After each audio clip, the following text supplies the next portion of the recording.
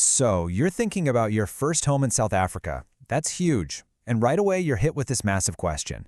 Do you build your absolute dream home from the ground up, or do you buy a place that's already standing and make it your own?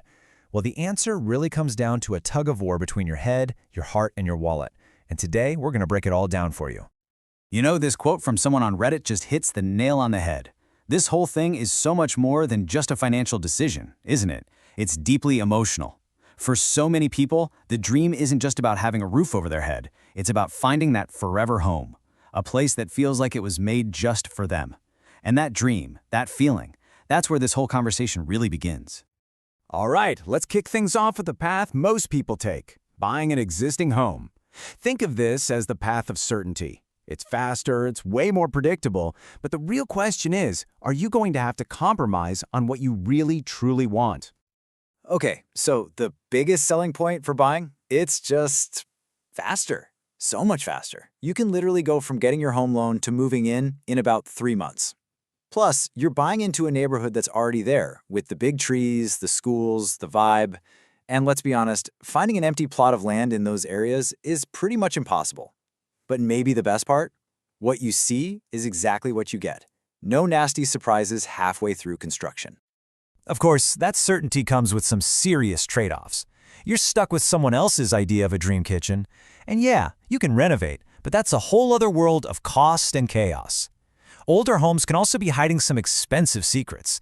Think dodgy plumbing or a roof that's seen better days. And don't forget the upfront costs. You've got transfer duty, which can be a huge chunk of change, plus all the attorney and bond fees on top of that. And you really can't underestimate how appealing that speed is. While someone building is still looking at blueprints and a patch of dirt, you could be in your new living room trying to figure out where the couch goes. It's a powerful draw. Okay, so what about the other side of the coin, the path of creation? This one's for the dreamers, right? The people who have a vision in their head and want to build it from the foundation up, making every single choice along the way. The magic word here is control. Total control. You get to decide everything, from the layout of the rooms to where the light switches go. And because everything is brand new, you won't have to worry about surprise repairs for a good few years. You also get a 5-year structural warranty from the NHBRC, which is a fantastic safety net. Oh, and here's a massive financial win. You only pay transfer duty on the land, not on the way more expensive house itself. That's a huge saving. But that dream comes with a pretty steep price tag, and not just in money. Building is a marathon, not a sprint. It's long, it's stressful, and it can take a year, maybe more. And that's if things go well. Getting a building loan from the bank is also a whole different ballgame, way more complicated than a normal mortgage. And maybe the biggest hurdle of all, just finding a decent plot of land in a good area can feel like looking for a needle in a haystack. And this, right here, is what building looks like. It's messy, it's complicated, it's a massive, massive undertaking. But for the people who see it through, the payoff is something you just can't buy off the shelf. A home that is 100% uniquely you. Okay, we've talked about the feelings and the logic. Now let's get down to brass tacks, the part that often makes the final call, your wallet. Let's look at the hard numbers and see how these two options really stack up. This is the number. If you remember one thing from this whole breakdown, make it this. Generally speaking, building a new house from scratch in South Africa is going to cost you about 20 to 30% more upfront than buying a similar size house that's already built. That's a pretty hefty premium for getting exactly what you want. Now, this is where it gets really interesting. That extra cost isn't the same everywhere. Take a look at Cape Town. Property prices are so high that the gap between buying and building isn't actually that huge.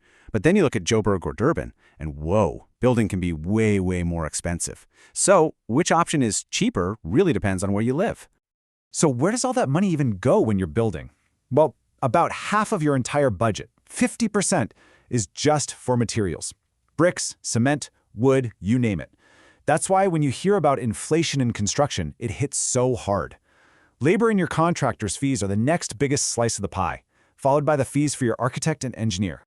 And if you thought the city differences were big, check out the provinces. It's not even close. Building in KZN, which is the priciest, can cost you more than double what it would in the Northwest for the same size house. It just goes to show you, where you build is just as big a decision as what you build. Okay, so you've looked at the costs, you've taken a deep breath, and you're still thinking about building. Awesome. But let's get real about the journey. Beyond the money, what are the things that can turn that dream project into a bit of a nightmare? You know, a building project that runs perfectly on time is pretty rare.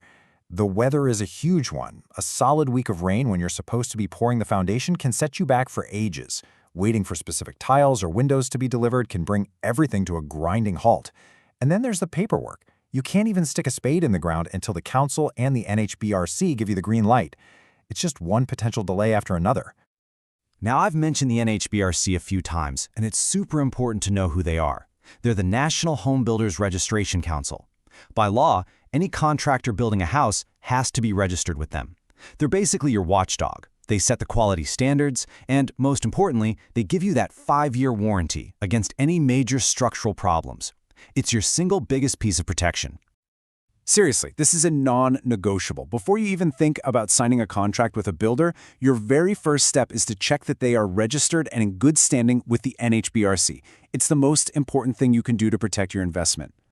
And that protection? It works both ways. You, as the homeowner, have some responsibilities too. After you've checked the builder's registration, you absolutely have to get a written, signed contract. Make sure your specific home is enrolled with the NHBRC before they start building. And you need to keep records of every single payment. Being organized and on top of your game is your best defense. So, we've walked down both paths, the certainty of buying and the creativity of building. We've looked at the money, the time, the stress, the rewards. Now let's pull it all together and figure out how you make this massive decision for yourself. It really just boils down to this, doesn't it? On one hand, buying is faster and usually cheaper upfront. You get certainty, but you have to compromise. Strategically, if you're willing to put in some sweat equity on a fixer-upper, you can grow its value pretty fast. On the other hand, building is slower and more expensive, but you get total control and a shiny new asset with no hidden problems. You're making a bigger upfront investment, but you're creating pure, long-term value from day one. So the real choice is, do you want to build equity quickly now or build the perfect asset for your future? And I love this quote because it kind of reframes that whole forever home idea. It introduces this concept of the property ladder as a real financial strategy. The idea is that your first home probably isn't your last one. It's a stepping stone. It's an investment. Whether you buy something to flip or build a solid asset, the goal is the same. Use this property to help you climb up to the next one, and the next one after that, getting closer to that ultimate dream home with every move. So, in the end, there is no single right answer for everyone. The best choice is always going to be deeply, deeply personal. It's all about finding that sweet spot for your life right now. That perfect balance between the logical arguments in your head, the dreams in your heart, and the hard reality of your wallet. And so I'll leave you with this one question to think about. After hearing everything, the good, the bad, the expensive, what really matters more to you? Is it the comfort and certainty of a home that's already standing waiting for you? Or is it the exciting, maybe a little terrifying, but incredible potential of creating something from nothing? Something that is completely and totally yours. Your answer to that? Well, that's your path.